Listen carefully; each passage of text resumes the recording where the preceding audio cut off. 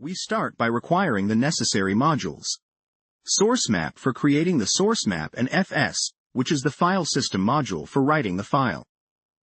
Define a string called original code that represents your original JavaScript function before transformation.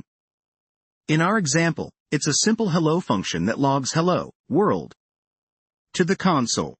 Next, we have a transformed code string, which is the transpiled or minified version of the original code. Observe that the formatting has been simplified and unnecessary spaces removed. Now, let's create an instance of source map generator from the source map library, where file specifies the name of the generated file that this source map pertains to. Add a mapping to our source map using add mapping. We're mapping the first line and column from input.js, the source file, to the first line and column of the output.js, the generated file. Using setSourceContent, we attach the original source code to the map. This allows the source map to include a copy of the original source for reference.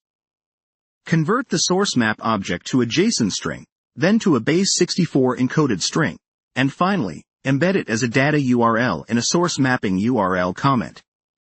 We construct the final code by appending the inline source map comment to the transformed code. This inline comment links the transformed code to the source map. Finally, we write the code with the inline source map to an output.js file using the writeFileSync method, thereby creating a single file with both the transpiled code and the source map embedded.